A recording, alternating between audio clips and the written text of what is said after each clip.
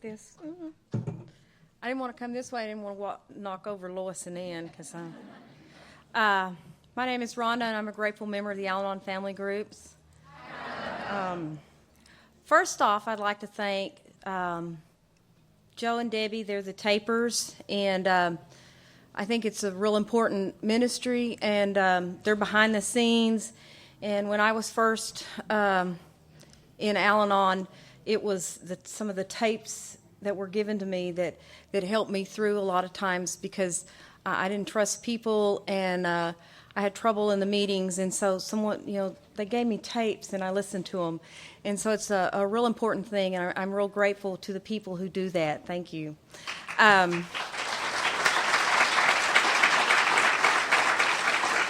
I'd like to thank the committee for inviting me. I've never been this far north before, so and I was excited about coming to Chicago, and I've met some really great people. And I've been told when I go to a conference to make 2 or 3 friends, and I've done that. Shelley from Decatur back there is one of my friends, and Joanne, I also met her in some meetings, and just a lot of new people in Al-Anon, and that's in AA. That's what this program's about. I didn't really know. I've tried to decide where I'm going to go. There's a party downstairs, and there's 2 weddings, and it's like, I could go out there and find my next ex. I know they're out there. I'm surprised y'all are in here because there's a lot of people out there need to be saved. I can see them. The alcohol is flowing freely, so if y'all feel the need. I'm a real Al-Anon, and when someone says, I need you, it goes down and it's warm and I'm okay, so I'm a real Al-Anon. I've lived in Texas for 30 years, but I was born and raised in Marlow, Oklahoma. I'm an adult child of non-alcoholic parents, but they were Southern Baptist. And I was drugged to the Baptist church. I'm a drugged Baptist because I was drugged to the Baptist church every single time the doors were open. And I had a great childhood. My parents, they were from the nice family. I mean, I'm from the nice family. They were very nice. We went to church a lot. I had an older brother and a younger brother, and we played outside.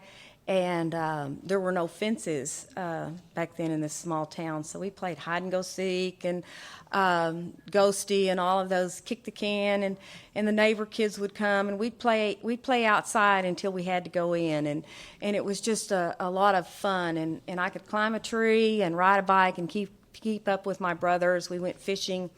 I could bait my own hook, and I could clean the fish and everything just like they did, and so I guess I was kind of a tomboy, but I really had a great childhood, and I can remember I was about 11 years old, and this is one of my last happy memories is I loved the grass and outside, and I would lay out in the backyard, and I had a little transistor radio, and I would listen, and there was this song on the charts that was by Petula Clark, and I would listen to that song, and it was about my love is greater than the greatest, and I would think about God, and that was my last really happy memory.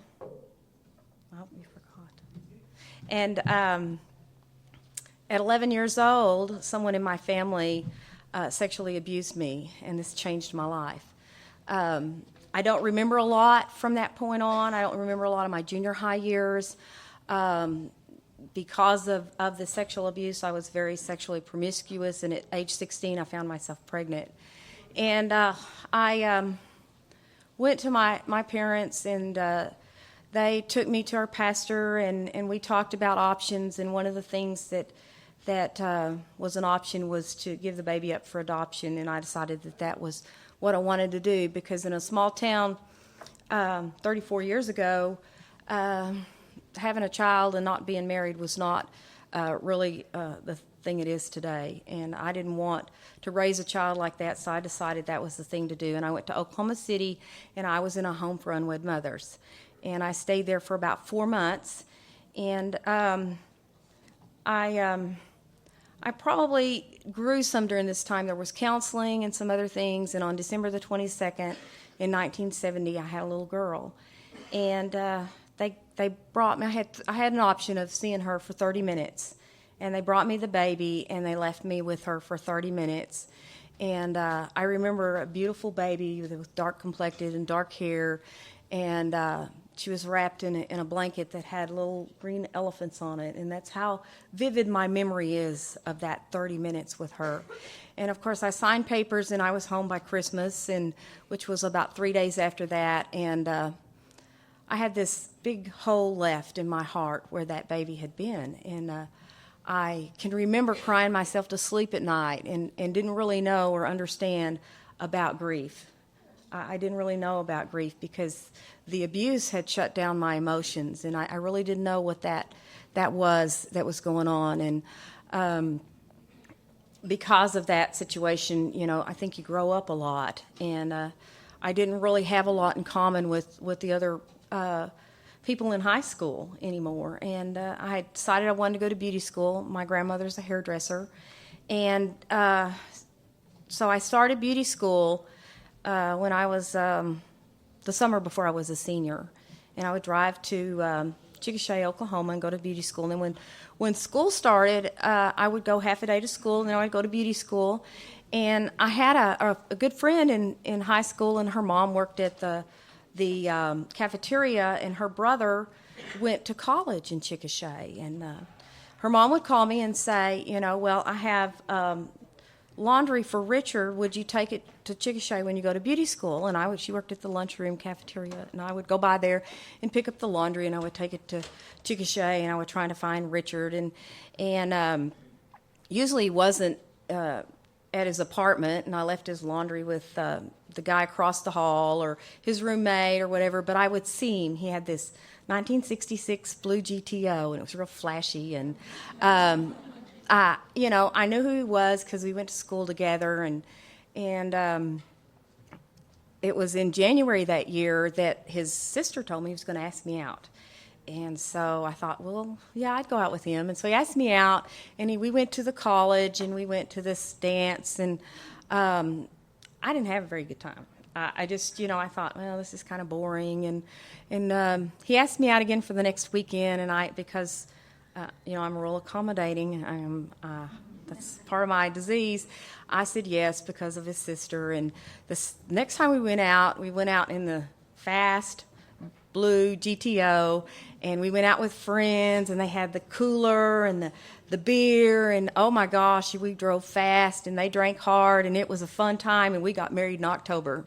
So, and that's what started us off. He had joined the Air Force by this time, and you join the Air Force and see the world, and we're from Marlow, Oklahoma. We end up in Little Rock, Arkansas, and I had this ideal. My parents had this nice marriage, and my dad came home, and my mom cooked supper, and and then it was just, there was nothing much that went on. Well, my marriage wasn't like that. It was a little bit different. He didn't come home at night a lot, and especially on Friday nights, they had the keg that showed up out. He was in Titan II Missiles, and their little building was out on the flight line, and they'd bring in the keg of beer, and they would drink, and all of that stuff would go on. And there was an airmen's club on the base, and then they would go to the airmen's club, and he would drink until there wasn't any more to be drank. It was like till the money was gone, or the alcohol was gone, or whatever was closed, and there wasn't any more. And then he would come home, and I would always ask the second stupidest question, and that's, where have you been? Because the first one is, have you been drinking? So, and I would always get, well, I've been here and I've been there. And it just wasn't like what I expected married life to be. I was joking earlier with some people out there about, wanted to know if the brides knew about the 3 rings. And, there's the engagement ring and the wedding ring and the suffer ring. And that's what to me, my marriage, there was a lot of suffering because it just wasn't my ideal of what marriage was supposed to be like. And in January of 1975, we moved to Wichita Falls, Texas. And he was stationed at Shepherd Air Force Base. And I got a really good job in a beauty shop there. And when he didn't come home at night, I'd go to the mall and go shopping. and call it retail therapy. Works real well. It changed the way I felt. You know, if he could go out and he could spend money on booze and partying, then I could go to the mall and buy shoes. You know, there's never enough shoes. If the shoe fits, buy it. So it set up a pattern with us. You know, I did that. And it worked the same way, I think, as the alcohol did for him. I could buy something new, and it would change the way I felt, and I could wear it. And then after a little bit, then it kind of wore off, didn't work anymore, and I had to go buy something else new. And we had our first son, and 6 years later, we had a second son. And, you know, I had kids. I thought they needed to be drug Baptist too, so I started going to church with my kids, and I got real involved in church. And because of my past, I felt like I was a bad person because of the things that had happened and the sexual promiscuity and all of that. And so I began to try to live up to this list that God had, you know, and I became very legalistic and dogmatic and narrow-minded in my beliefs and judgmental and, you know, the church lady. And I know today I was trying to earn God's favor. And I took my kids, and I got real active in youth work and this sort of thing. And the drinking was there, and it wasn't there. But, you know, in my disease, I would go to a hair show, and then I'd get real focused on the beauty shop and stuff in the shop. And then I'd go to a retreat and at church, and then get real focused on church. And then something would happen, and I'd get all involved in PTA. And I would go from one thing to another thing to another thing, trying to feel the hole on the inside by all of this stuff on the outside. And it always had to look real good, too, you know. I had to be dressed just right. My hair had to be just right. And if it wasn't, then I had that unrest on the inside. And I judged my insides by your outsides, and I never measured up. And, you know, women were my competition, and I felt so inadequate on the inside. And I was so afraid that if I wasn't skinny enough or pretty enough, that he would leave me. Our marriage was kind of rocky. We fought, but he would come home and we would get in an argument, and somehow I would end up apologizing.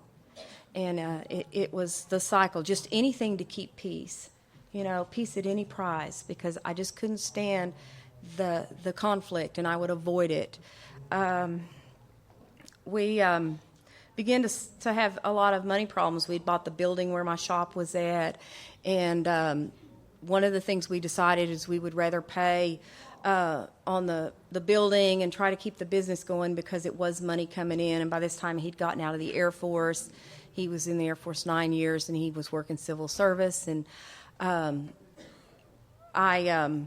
we had moved in and put in a larger shop, and one of our biggest renters had moved out, and it had gotten to where we stopped making our house payment. And it had been about 4 months, and we got foreclosure papers on our house. And I can remember being real worried about losing our house. But, you know, there's certain decisions you make, and in business, you want to keep the business. And I was working in the shop one day, and these two men came in, and they were interested in the space next door to my salon. And I asked them, what do y'all want to put in there? And they said, well, it's Alcoholics Anonymous. And I said, oh, well, you know, we'll have to talk to my husband. And they, of course, talked to him and decided they wanted to rent our space. And so Alcoholics Anonymous moved next door to my salon. I was a little concerned about the alcoholics moving next door. I didn't know a whole lot about Alcoholics Anonymous. And they paid, you know, the rent. They wanted to pay a deposit, and and it was real amazing that the money that came from those people that rented that space actually saved us from having to lose our house. And I think that's the first miracle that I got from this program. And I would go in there and I'd look at all that stuff on the wall, and the club, it was an AA club. It's called Southtown, and they had these decoupaged steps on the walls, and I was, it's God stuff, you know. I was impressed that they had God stuff, and they were the best tenants we'd ever had. They paid their rent on time. Anything broke, or they just took care of it. and it was real amazing. And I was impressed with Alcoholics Anonymous. And I would watch, we have mini blinds in the salon, and I would look out the mini blinds, and I would watch them come and go, and think they didn't look like what I thought they were supposed to look like. And there were families, because they had a huge Alateen group, and they had a huge Al-Anon group, and people came and went all the time, and and I'd peer out the Venetian blinds. These aren't wrinkles; they're Venetian blind marks. And I watched you, and my husband didn't drink like what I thought an alcoholic was supposed to drink. I had an idea about an alcoholic, and he drank periodically, but it was still the same way. He drank until it was gone, or there was nothing left, or the money was gone. He could get drunk on $1. I just don't understand that. I heard a speaker say that he drank alcoholically when he drank, and I understand that today. That's how he drank when he drank. And I didn't know alcoholism lived in my house. I knew there was something wrong. I knew that the marriage wasn't quite what it should be, but I just covered up and told lies. And he would get angry, and he would punch holes in the walls, and we didn't have any screen doors on our house because he tore them off. And I would move a picture and cover the hole, and I was real good at covering up. And people at work didn't know what was going on, and people at church didn't know what was going on. And believe it or not, I didn't know what was going on. And about 2 years after this, I had gotten real active in youth work at church, and I'd gone to church camp, and we're on the bus on the way back home from church camp, and this kid and I are talking, and he said, "I'm going to go get a haircut when I get home." And I said, "Who cuts your hair?" And he said, "Oh, Ben's mom." And he was another kid on the bus. He said, "Cuts my hair." And he said, she cuts my hair. And I said, "Oh, Ben, where does your mom work?" And he told me, and I told him where I worked, and he said, "Oh, my mom's wanted to go to work there forever." And I said, "Oh, really?" He said, I've got a hairdresser move-in, and why don't you have her call me?" So she called me the next week, and we made an appointment for an interview, and it was a Monday, and there wasn't anybody else there, and she came to the salon, and she said, before she even sat down or anything, she said, "Now, I have to tell you, I'm a recovering alcoholic drug addict. I have 5 years of sobriety. Do we still have an interview?" Well, I already knew what Alcoholics Anonymous was, and I thought, this is a good deal. And I said yes. And her name is Nancy. I have permission to use her name. She told me, don't call me that woman in your talk. So Nancy came to work in my beauty shop. And what a gift. I mean, she did all these people that were in recovery. And people started coming into my salon, and they were loud, and they were laughing, and they were the biggest, huggingest bunch of people I'd ever saw. And, I wasn't used to that. I wasn't used to that openness, and I wasn't used to all that hugging, and just, it was really something. I was kind of shocked at first. And we became really good friends, and we went to Walmart one day, and of course, she could just talk about all these, we call them smutty details of her life, and I was just amazed. And she was the first person I ever told that I had been sexually abused, because she could be open and honest about her stuff. It made me able to be open and honest about my stuff, and that was a secret. And you get real sick when you have those secrets. And it's another God deal that happened to me in this meeting, and I hadn't even made it here yet. With all that recovery stuff coming into my shop, I hear people say you don't get this program by osmosis, but I think you do. The principles of this program can seep into other people's lives, just like the disease of alcoholism seeps into other people's lives. And I began to open up a little bit. One day we were sitting in the front, and she looked at me and she said, "I just love you." And it scared me, and I just kind of took off to the back room, and in a little bit I could go past, and do that little ditto thing. And I was amazed that somebody could be that open about how they felt about somebody. And the years kind of passed, and my husband always had wanted to do an overseas tour.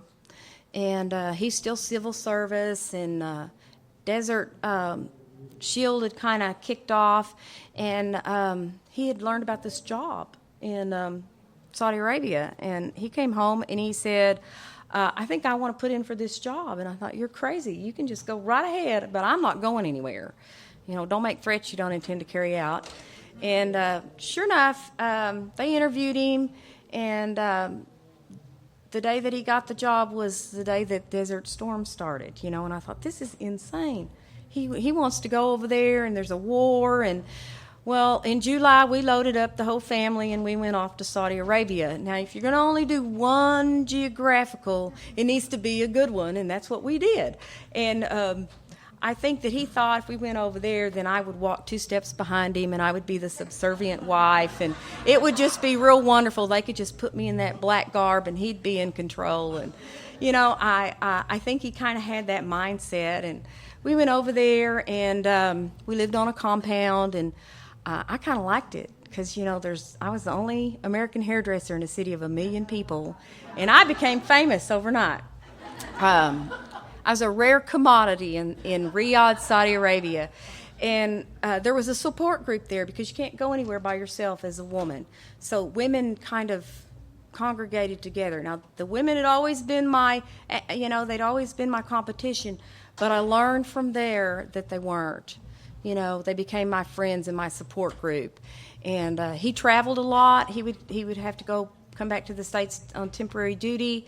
And I was freer than I'd ever been in my life, which is a real strange thing. I was in a country where women didn't have any rights or any freedoms, and I was freer than I'd ever been in my life. Alcohol there was curtailed during the war, but once the war was over, they opened up tea rations, is what they called them. And from the embassy, you could get alcohol, but you could only get it once a month, and it was controlled, and you had to sign for it and all of this. And what happened was, we had more alcohol in our house than I ever knew about. At that time, it had to get so much. Well, we had, all of this beer and we had Black Label Jack Daniels and just stuff we'd never had in the house, and there was a whole bunch of it. And, of course, we drank socially, I thought, and I just never did realize how much he drank. I was too busy keeping things together and all of that sort of thing. And, of course, the favorite pastime in Riyadh, Saudi Arabia is shopping, so I thought I'd died and gone to heaven. He wasn't there. Shopping was wonderful, and it was a pretty good life, and it was real exotic, and then I really enjoyed it. We started having trouble with my 14-year-old son.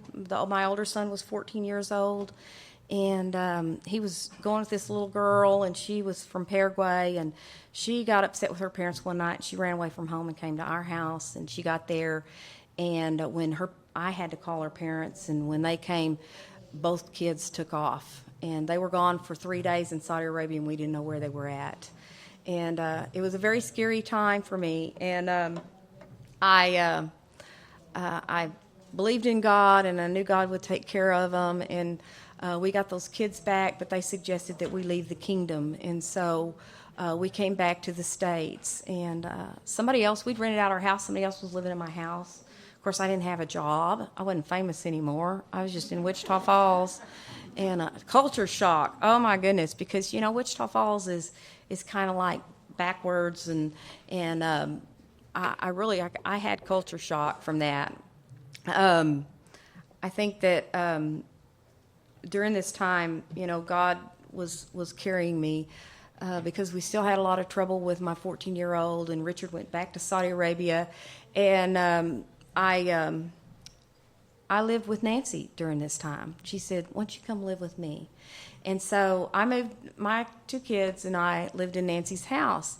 And I had left the kingdom with only just a few things, and so I had hand-me-down clothes and all of this other stuff, and I have a thing about my stuff. But I was pissed off at God. That's the only way to put it. I had just told him how I wanted things, and he just hadn't listened to me at all, hadn't done a thing I had told him to do. And I voiced this to Nancy, and she said, "Why don't you just go out in the yard, just shake your fist at God, say you're pissed off?" I said, "Oh, he'll strike me with lightning." And she said, "No, he won't. When you're mad at God, you've got a relationship with God. If because you're not in any relationships that at times you're not mad at each other. And I had to chew on that a little bit, and it took me a little while, but I finally did that, and I didn't get struck with lightning. And one of the things I learned when I lived with her is people would call, from the program. She sponsored them. And the first thing she would say would, have you prayed? What step are you on? What's your part? And, I'm hearing all this stuff, and I'm asking questions. What's a fourth step? What's a fifth step? I learned a lot about this program before I got here. And this was in 92. We got back in our house. And from this time on, things were not real great in my marriage. We fought a lot. I didn't live in the box I was in before I left. I had grown. I had gotten to where I wasn't so accommodating. And, I had stages in my life in that marriage. I started out the victim. I became the martyr. And somewhere along the way, I became the perpetrator, and there was things that happened in our marriage, and I did everything the alcoholic did, but I wasn't drunk when I did it, There was infidelity on both sides. There was abuse on both sides. I could stand and be just as verbally abusive as he was, and I would tell him he taught me well. And fighting was horrible during this time. And I finally got to the point to where I thought I wanted a divorce, and I told him. And he decided we needed to go to counseling, and I said, well, you can go pick a counselor. And he did that, and we went to counseling. And during this time, I can remember one morning I got up, and I thought, I can't do this anymore. I'm dying on the inside. I act like everything's all right. I go to work, and, I paste on the smile, and that Geneva talked about, and I act like everything's all right, and I am absolutely dying on the inside. I hurt so bad. And I woke up, I was trying to get ready for work one morning, and I started crying, and I just couldn't stop. And, of course, I called Nancy, and Nancy suggested that I call a counselor at First Step, which is a place for abused women. And she said, you can get in there just from your sexual abuse alone. And so I called and I went and saw this counselor at First Step, and I sit there in her office, and I told her about all the horrible things that I had done and how horrible I was, and it was all my fault, and yet I blamed him for everything. And she said, well, do you not think you have family violence in your house? And I said, no, he doesn't beat me up. He doesn't do this or that, or, my idea of domestic violence. But she said, well, you told me he tore stuff up, and he punched walls, and he would throw stuff at me, and, I was real good at dodging.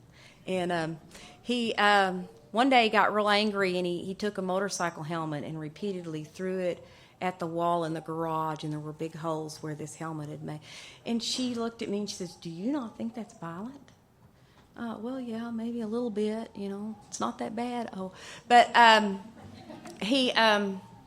she broke my denial just a little bit. And I continued to go back, and we were waiting to go see this other counselor, and every time I would see her, it became a little clearer about verbal abuse and about emotional abuse and those type of things that go on. And by the time we got to the counselor ourselves that we were going to go see, we would go in there, and I would voice all of my gripes and all of this stuff about him, and we would leave the counselor's office, and we would fight the rest of the week till about the weekend, and then things would get all right, and we'd go back on Monday, and then we would fight the rest of the week about whatever was said in the counselor's office. And my older son finally said, I wish y'all quit going to counseling. It's been worse since y'all been going. And about the third time, this counselor looked at Richard and said, can you go 30 days without drinking? And he said, sure, I can do that. And I thought, why would he ask that? And he told him, he said, if you can't go 30 days without drinking, then I'm going to start treating you for a drinking problem instead of a marriage problem. And it was like, oh, so, someone of my type, I got to check this out. I never monitored that, but I began to watch, and he couldn't go 30 days. And I thought, he's got a problem with alcohol.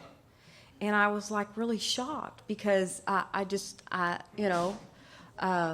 we'd been married 22 years, and I didn't realize he had a problem with alcohol. And with A next door and Nancy, and it's like when it's time for the denial to be removed, then that's when God does it, when we're able to see what he wants us to see. And he continued to go. We continued to go to counseling, and he came in from work one Monday at noon, and he looked funny. You know, I thought, what's going on here? He looks really funny, and he came in and he started in on me, and I told him, I said, you know, I've had it with this. We've been going to counseling for, I think we'd been going about 6 months or something like that, and it just wasn't working. And I said, you know, I want a divorce. And he said, fine, I'm leaving. I'm going to leave you. You're not leaving me. And he started gathering stuff up, and we had a motor home, and he was going to take the motor home. And I was doing laundry, you know, and I provoked a lot of things, a lot of the fights by this time. And there was clothes, and I started tossing his clothes out of the laundry over in a pile, and I said, you know, you can take your own clothes and wash your own clothes. And I wasn't quite that nice, but he came at me. And I was standing in front of the dryer with the dryer door, and he pinned me up against the dryer with the dryer door against my legs, and he started choking me. And I remember what that counselor told me at First Step. She said, you know, a man like him, when he snaps, he'll kill you. That's what they do. And it's like, you know, they say that, you know, when an Al-Anon faces death, somebody else's life flashes before their eyes. But all I could think about was that he's going to kill me. And of course, there were many times that, you know, I've heard other speakers talk about wanting to kill their alcoholic. I never wanted mine. I didn't ever want to kill him. I just wanted him to die somehow. And I just knew I'd be okay if he died, because I got the insurance money, and the house would be paid off, and the business, and I got the blue GTO. And all of that sort of stuff would be mine, and he would be dead, and I would be okay. But it just so happened that my older son was home that day, and he came in and pulled his father off of me, and I got past him, and I called the police. And when I went back, the garage door was open, and Richard was in the garage, and he was hobbling around saying, my leg's broke, and my son had this cut on his forehead, and there was glass everywhere, and some sort of liquid, and a board, and I'm thinking, what happened? You know, what happened here? And I realized the glass was a broken bottle of scotch. And so I look at Richard again with different eyes, and I realize he's drunk. And I go back and I call an ambulance, because we need an ambulance now. And Bobby's standing there, and that's my older son, and we're looking out the window, and this police car pulls up, and I'm thinking, this is great. You know, I live in suburbia and the big house and all of that, and here's the scene. And I don't know why y'all become anonymous when you come in the program, because you're certainly not anonymous before, because he's in the front yard, and the police show up, and this little tiny policewoman gets out of the car. She's about my size. She probably weighs about 100 pounds, soaking wet. I'm thinking, oh, this is great. I have this possessed man out in the front yard, and they send a policewoman. Well, this other cop car shows up, and this big police officer gets out, and he's big, and I'm thinking, yes, back up. Then the ambulance comes, and another police car, and they're all just, in the front yard. And so I go out there, and this police woman's trying to talk to Richard, and he's not listening very well, and every time he sees me, he starts calling me names and spitting and hissing, and it was like he was possessed, like a monster. And she said, I want you to stand back in the garage where he can't see you. And my son was crying, and all of a sudden, and it's like slow motion as it plays out, and he pushes the male police officer, and he puts his hand on her chest and pushes her and calls her a bitch. And she takes out this billy club and wraps it around his neck and throws him down and handcuffs him. And I'm going, you go, girl, you get him. Woo! She didn't need that male police officer at all. I thought, I want her to teach me how to do that. And it's real funny. I do her hair today. She knows I talk about her. We realized that one day we were comparing notes, and she said that was my beat, and that was me that did that. And it was like, oh my goodness, can you teach me how to do that with that thing? But it's real funny. God has a sense of humor. I love it. But they put him on this board, and they stuffed him in the ambulance, and they they drove off with him. And I'm going, yes, finally, I'm rid of him. And I call up my friend Linda, and I said, we're going out. We're going to supper. He's gone. I'm divorcing him. And that was it. And, I look at that today, and how hard-hearted is that? I'd spent 22 years of my life with this man, and, the love and the kids and the home and all the stuff. And, I was so hard-hearted, I could have cared less what they did with him. I was to the point of indifference. The opposite of love is not hate, it's indifference. I did not care a bit what they did with him. And we went out to eat. I had a great time. He calls me. He says, I need $500 to get out of jail. And first time I detached, I said, sorry, not going to do it. And I hung up. And that's a good form of attachment. You just hang up the phone. And his boss called me later and said, Richard didn't come back to work. And I really was concerned. And I said, well, he came home drunk. We got in an argument. And he went to jail. He's in jail. And so he went up there and he bailed him out and took him home to his house. And there's other enablers for the alcoholic besides the wife or the parents or whatever. And he came and got the motor home and moved it out there to his boss's house. And I kept telling him, I'm going to divorce you. That's all I would say. I wouldn't talk to him. I didn't want to have anything else to do with him. I was done. And about 2 days later, Nancy calls me, and it's kind of late at night, and she said, well, Richard just checked into Red River Hospital, and it's a psychiatric hospital in Wichita Falls, and they have a floor for depression and everything, and so he went into the hospital for depression, and she told me that he was there, and that's fine, I don't care what they do with him, and I'm divorcing him. That's all I could kind of get out was I'm going to divorce him, and he called the shop the next day, and he talked to Nancy, and Nancy kept saying, he wants to talk to you. I said, I don't want to talk to him. And she finally talked me into getting on the phone, and he said, well, I'm not on the second floor anymore. I've moved to the third floor, and I'm in treatment for alcoholism. I'm an alcoholic. And I said, I know, and hung up.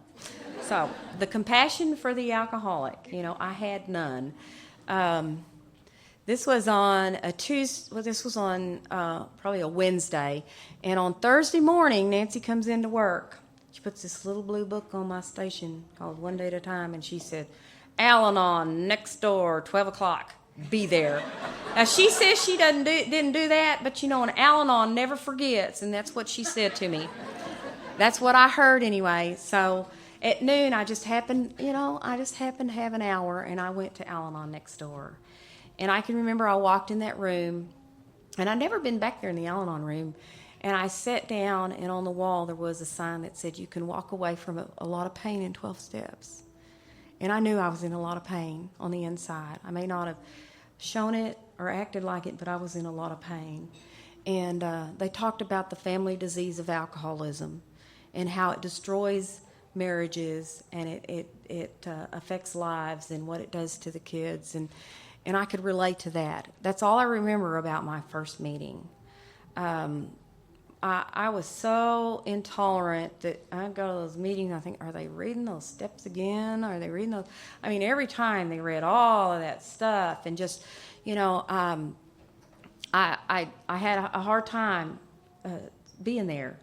But I knew I felt okay when I was there. For 1 hour, I felt all right in that meeting.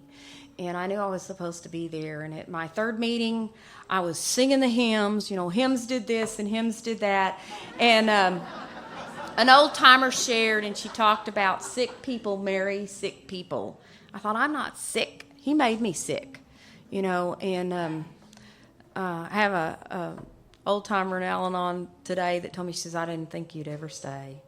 And I sure am glad I did, because I felt okay for 1 hour. And I went to every meeting I could go to. And I knew I was supposed to get a sponsor real soon because, Nancy and I'd heard all this stuff. So I got a sponsor, and she got me in service work. And she got me to work in the steps. And I did a 4th step, early on, and a 5th step. And I got on a committee for a conference that we have in Wichita Falls. And that service work saved me, Richard got out of treatment, and we decided to try again, and so we went back together, and I thought he'd go to AA and I'd go to Al-Anon, and like the Odette says, the bluebird of happiness would take up residence in my house. Well, it wasn't like that. He made it about 4 months and he drank again, and he didn't tell anybody. And finally he fessed up and he told his sponsor, and then, you got to tell her. And he told me. I remember going to a meeting like that night, and I was like, oh, and he drank again, and I was just so pitiful. And somebody once again said, maybe the slip wasn't for him, maybe it was for you. And I began to learn about this family disease and how it affected my children. And, they didn't go to Alateen or anything, but we just did a lot of meetings. They were older when we got to the program. My older son was 18, and the younger one was 13. And so, I had the freedom to go to a lot of meetings. And during this time, he just stayed dry. I just didn't really understand a lot about that. It's like he acted like he did before, but he wasn't drinking. It was like, man, I just wish he'd drink.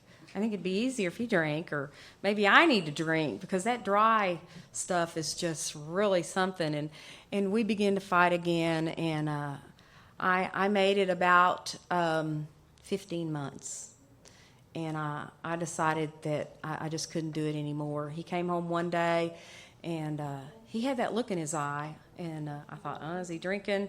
And he got the Bible out, and he opened it up, and he says, it says in here you're supposed to obey me.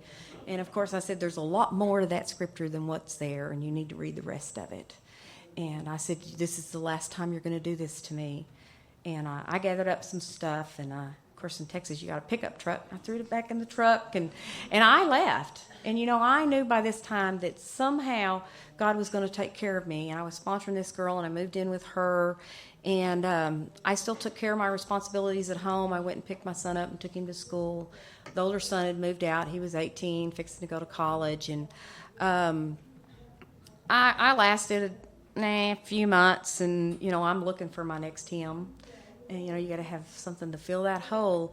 And I got in my first recovery relationship, and he was married, hadn't seen his wife for 4 years, and I filed for divorce, but wasn't divorced, so we were married, but not to each other. And went through that little boy meets girl on AA campus. And during this time, Richard kind of got even more violent. He didn't drink, but he stalked me. He threatened to kill me. He threatened to kill this guy I was seeing, and our divorce was final by this time. And he was seeing somebody else. They were going to get married, and, it was just insane. And he drove by my house every night, and this guy I was dating would stand at the window and look, and I said, you're going to have to go to Al-Anon. You got your own alcoholic, and insane behavior. And I had these resentments still, and I still blamed him. And I thought, how can he not work a program? And I thought AA is supposed to, do this and do that. But I still wasn't looking at me and my behavior. I still wasn't looking at the resentments I harbored and the anger and the way I blamed him. And I still was looking at what he was doing or not doing instead of looking at myself. And he finally decided he wanted to move to New Braunfels. And my younger son decided he was going to go live with him. And they moved off, and the woman he was dating moved with him, and she stayed about 2 months, and then she came back. And in October that year, he found out he had cancer. And, he called and told me he had cancer, and things I thought it would get better, and it didn't. It got worse. He called my parents. I think he told them my whole fourth step. He did a lot of other things that I just had a lot of resentments against, And it was the next year. I go to a ladies' retreat called Woman to Woman, and I've had a lot of growth from going to those retreats. And I had gone to this retreat, and I was talking to this woman about she was going to meet her birth mom, and I thought that's really cool. And she said, have you ever prayed and asked God to bring your daughter back in your life? And I said, no. And she said, why'd you do that? And I, well, I was afraid, And she said, what are you afraid of? And I said, rejection. And so she said, why don't you just do it? So the next day I was going to New Braunfels because my son was having surgery. And I just, a little prayer to God. And, if it's your will, God, draw her to me. And was driving down there, and I called my sponsor, and I said, he's going to want to make amends to me, and I just don't want to hear it. He's done this 100 times, and he's still doing what he's always done. And she said, well, you can just go ahead and hang on to your anger. It makes you think you're in control, but you're really not. And she said, I would suggest maybe you just keep, silent and just hear what he has to say. And the next day, we were sitting in a hospital waiting room, and he'd had chemotherapy, and he didn't have any hair, and he used to be real robust, and he'd lost a bunch of weight, and something was different. He made sincere amends to me, and I was able to sit there and keep my mouth shut. And there's two sides to amends. There's making them, and there's receiving them. And I actually sat still long enough, and I had a sponsor that wanted more for me than I wanted for myself, that could share this program with me, so that I could accept amends from a man that wanted forgiveness. And I think that's when it started for me, forgiveness.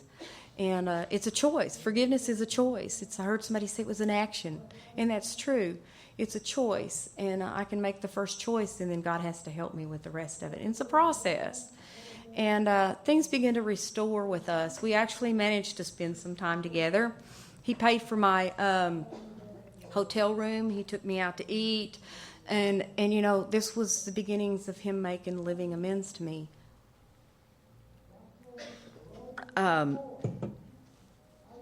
This was, I guess, in April, and then in May, he wanted me to come for Mother's Day, and he was going to go to Marlow to see his mom, and I was going to go down there, and my other son was in Corpus going to college, and I could spend the weekend with them, and there were a lot of things that he did as living amends. And it was April 6th when I prayed and asked God to draw my daughter to me, and in May 6th, 1 month later, they called me, and they gave me the name and where my daughter lived.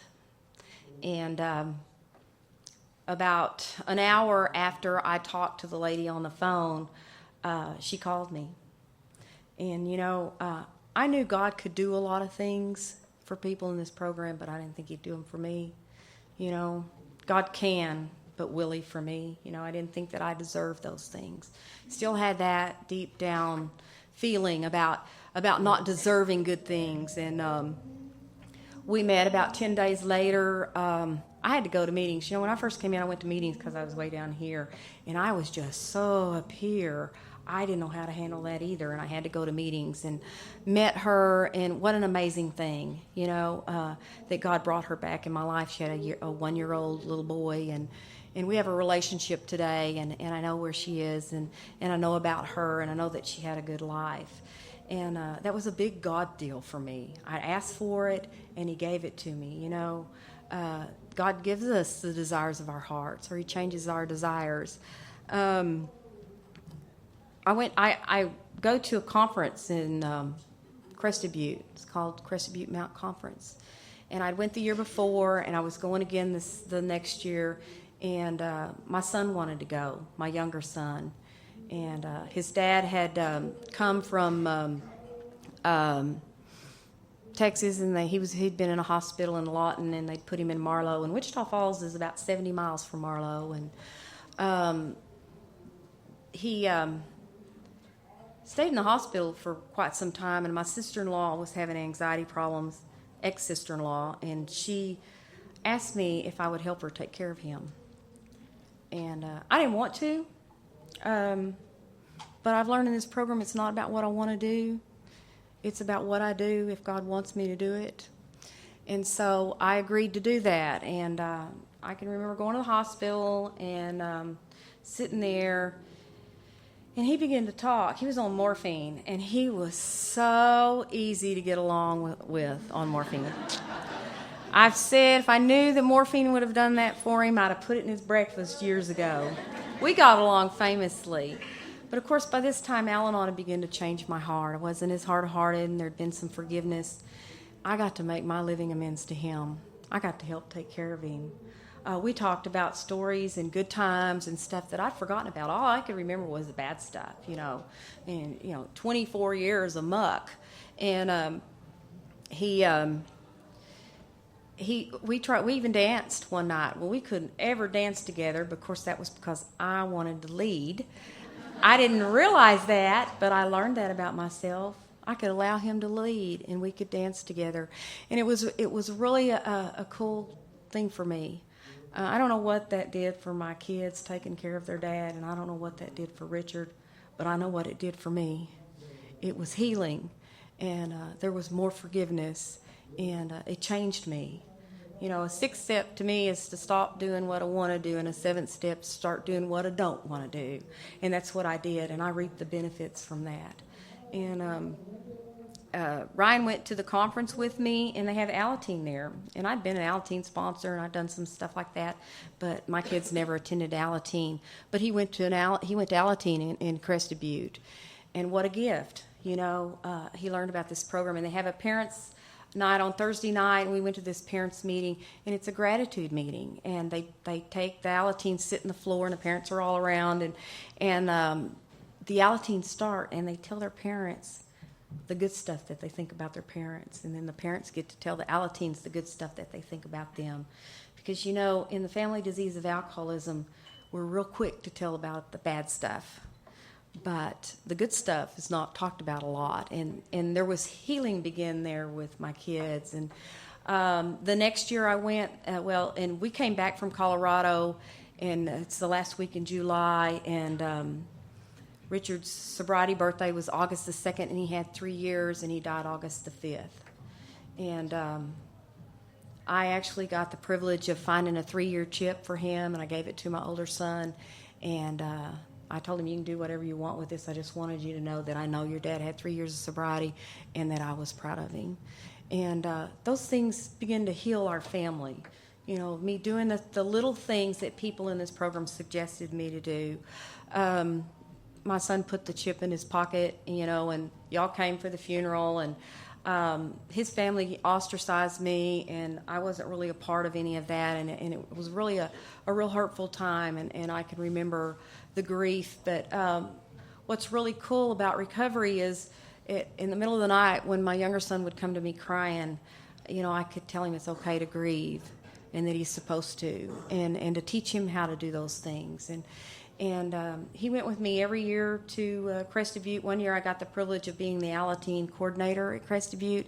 And my older son, he was 21 years old or 22 years old, went with me. And he said, Mom, can I be an Alateen for a week? And I said, sure. And he attended all the Alateen stuff, and I was the sponsor. And it was a week of healing for my family with my kids. And in that parents group, I actually got the opportunity to make amends in front of about 60 people to my children for what I had done. Verbal amends. The living amends are good, but for me, I think the verbal amends mean something because I remember when their dad did those verbal amends to me and him being sincere. My children, there's been a lot of things we've been through. My older son is writing his story. And so's the younger one.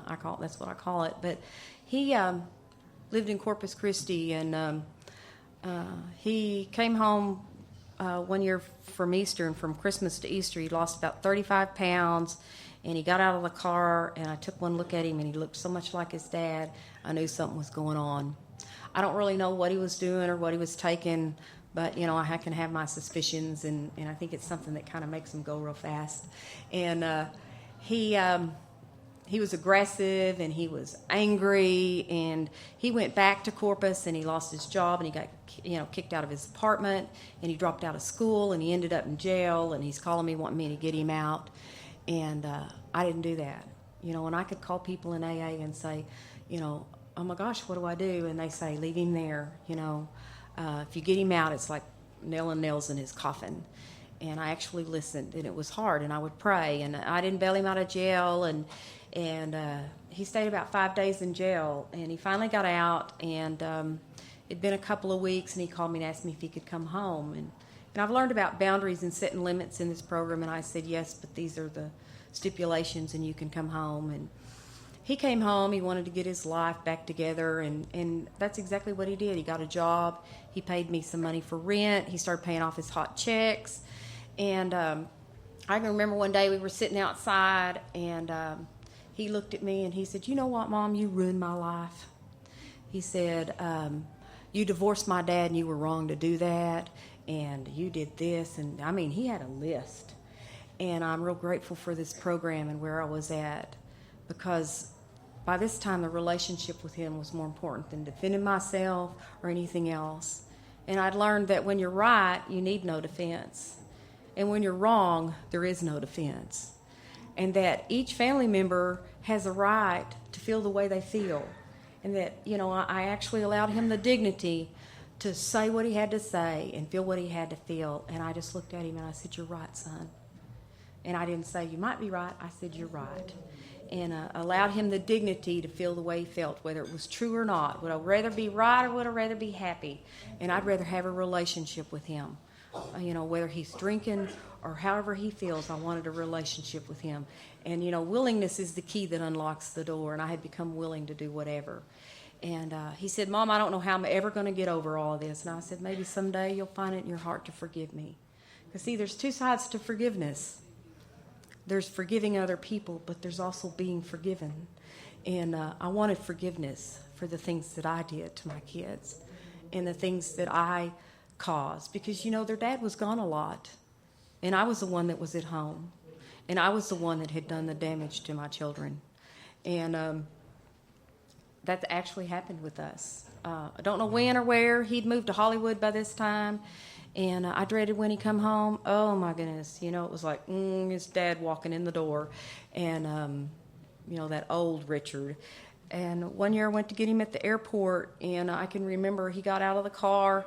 And he got out of the, you know, we got into the car. And before we left the parking in the airport, I knew he was different. And I knew I'd been forgiven. And, you know, that's a cool thing. I didn't do anything.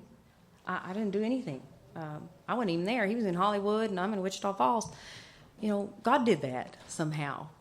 I don't know when or how. I just know it happened. And that's the mystery and the miracle of this program that happens. My younger son, you know, he was my sweet child. He was real hard to stop enabling. He was drinking a lot, and told him after he graduated from high school that he was going to have to get his own place because, you know, that just wasn't going to go on. And he got his own place, and he had a nice little house, and he was really friends with his landlord, and his landlord had this dog, and he started keeping the dog. It was this old, decrepit dog, and he had a roommate, and he just, you know, he was doing real well. He was going to school, and second semester school, and it's in January, and he's doing pretty good. And about February, his pickup broke down. And we got the money to fix it, and he decided him and his landlord were going to fix it, and he spent the money doing something else, and he didn't, you know, they worked on it slowly. So he didn't have a vehicle, and he quit going to school, and then he quit his job, and he would go off partying. He got some money from a trust fund that his dad had left him, and it was just enough to eke by on. And he would say, Mom, will you come over and feed the dog? And he'd be gone, and I would go over there, and there were whiskey bottles on the cabinet, and the trash was full of beer cans and dirty stuff in the sink and clothes everywhere. And, you know, I didn't raise my children to live like that. You know, the conditions he was living in was awful. And I couldn't even stay in the house. I would feed the dog, and I would go sit out on the front porch, and the dog would go out and do his thing, and I would sit there and call my sponsor. And I'd say, you know, man, this is awful. And she'd tell me, pray and get out of the way. And I'd sit on that porch and I would pray. And the dog would come back, and I put the dog up, and I would leave it just like I found it. And I left him in that. And I can remember he wanted to go to Lubbock to see if he wanted to go to school out there. And, I mean, it was bad. It had gotten hot by this time. It was like July, and the dog got fleas. There were fleas in the house. I couldn't even go in the house and come out without fleas all over me, and it was awful. And she kept telling me the same thing, pray and get out of the way. And I left him in that, and I left him alone, and it was hard. And she would tell me, stop doing one thing you're doing for him to enable him that you know you can do. Stop that one thing. And then when you get that to where you've mastered it, then pick the next thing and stop doing that. And I finally got to where I didn't give him any money. I didn't buy any gas for his car. And every once in a while, I would take him some food. He didn't even have a refrigerator. The refrigerator he'd borrowed, they'd come and got. I'd take him a bag of ice and a bucket of chicken. And that's about all I would do for him. And he wanted to move to Lubbock. And he said, I can pay my rent. And I'll have enough for a down payment on the next apartment. And he said, but I don't have enough money to rent a U-Haul. And I've learned in this program that I don't have to make a snap decision. He asked me if I'd give him the money for the U-Haul. And I said, well, I'll get back to you. So I called up my sponsor and I said, well, he wants money for a U-Haul. And she said, do you want him living with you? And I said, no. And she said, well, I suggest you rent him a U-Haul. Best money I ever spent. Well, Ryan moves off to Lubbock, and he seemed to be doing pretty good. I just thought it was geographical, and he's just, because he was drinking really bad by this time. And he called me one day and he said, Mom, I just had a God deal. And I said, what's that? And he said, well, I went to the bank to open an account, and the lady had a gecko on her desk. And, I was telling her, we had geckos in Saudi Arabia. And she said, well, I had to bring it in because it was hot outside. And then this other lady was standing there, and they got to talking to me about Saudi Arabia. He was 8 years old. And he was telling them about it. And this one lady said, well, do you have a job? And he said, yeah, but I'm looking for a better one, because he was working in a hamburger place. And I never thought he would do that, but he did. And she said, if I bring you an application, will you fill it out? I think you would really be good to go to work in our bank. And he did that, and he got the job in the bank. And he went to work for this bank, and he turned his life around and straightened his life out. And, just the fact that he would call me and say, Mom, I had a God deal. That's still this program working. And I can remember we went to a conference and took some people I sponsored, and we were in Lubbock, and we picked him up, and we're driving, and he's in the back seat with somebody I sponsor. And she said, well, I have a son, and she asked him some questions about what it was like with a dad with an alcoholic. And I'm driving, and I hear my son talking program in the back seat, and it's there. I know that this program's there in him, and I'm driving, and the tears are running down my cheeks, and I'm thinking, what a gift that I know that this program works. And then he called me earlier this year, and he asked me, Mom, what do you think about me getting a 401k? I said, well, I think that would be a really good thing, because my kids have learned that if they don't ask me, they don't hear it, because I don't offer them advice or anything unless they ask. And I hung up the phone, and I thought, how do you get from where he was living to a 401k? And I know today it's because I put him in the loving hands of a God, and then I took my hands off of him. Because it seems like when I take my hands off of something, God puts his hands on it. And that's what's happened with my kids. There's been a lot of healing, and I'm really grateful for that, because that's the family recovery. If one person in the family gets help, the whole family gets help. And my kids respect me today, and I'm the person that teaches them how to treat me. And that's real important. What it's like today, I'm going to school. I'm getting my master's. I still own the salon. Still do hair, even though I'm going to school. And someday I'm going to be a counselor. AA still rents from me. Southtown's still next door, and that's really a cool thing. I love this program, and there's a lot of giants that's gone before me, and I really appreciate what they've taught me, those old timers. And the main thing that I think about my program is about commitment. And commitment to me is doing what you said you would do long after the mood or the excitement you said it in is gone. And it's about commitment. It's about me going to my meeting. I have a home meeting, and I'm there in that home meeting, and I'm committed to that. Because, the meeting's where I find my sponsor. And, that sponsor is my lifeline. Wouldn't want to go on a safari without a guide. And that sponsor is the one that helps me work the steps.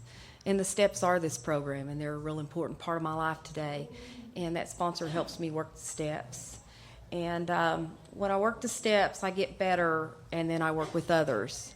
And I wouldn't take for the people that I sponsor, the friends that I have in this program, because they help me grow and they keep me on my toes. And that's really a cool thing. And it's about being committed to that, you know. And when I work with others, you know, I have to pray, and I have to read my literature, and I have to do those things.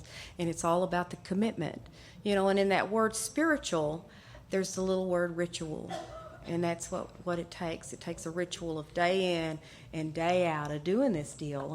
And you know, it's you get growth from that, because life happens. And you know, 4 months ago, I got out of a relationship I'd been in for 3 years. And you know, I don't necessarily like to be single, but it's okay today. I spent 2 years being single before, and I learned that God's enough, you know. And if I can live in the now, then that's where God is, you know. And if you take that word now and you spell it backwards, it spells won, W-O-N. And if I live in the now, I've won. And, you know, with God, I'm a perfect 10, because I'm the 0 and He's the 1, and you put us together and it makes a perfect 10. So, you know, me and God's the majority. And that's what this program is about. It's the spiritual life. You know, it's not a theory. I have to live it, and that's what it is. It's taking it to work, and it's taking it wherever I go, because of the influence of Alcoholics Anonymous that came to me before I came here. I know that there's people out there that need us, and that every day I might be the only big book or how Al-Anon works that somebody might read, and to set the example and to walk through it with dignity and grace. And I've been able to do that. You know, you can get in a relationship in this program, you know. I mean, if you want to, the odds are real good in this program to meet somebody, but you have to remember that the goods are odd. So, but to be able to get out of a relationship right was something different for me, and I was able to do that this last time. I didn't do it to manipulate or change somebody, and because I knew it was what was best for me. And when I make a decision that's best for me, it's for the other person. And that's where I'm at today. You know, I'm growing, and I'm learning about me, and I'm learning about my part in that relationship instead of what they did, and to be able to still be friends with this person. You know, and that's something that we made a decision to do, and to do it with dignity and grace. And that's what you taught me, you know, is that I can walk through anything and do it with dignity and grace. And that's really cool. I have one other thank you, and that's for the signer that's down here. Thank you. You're beautiful. My grandparents were deaf.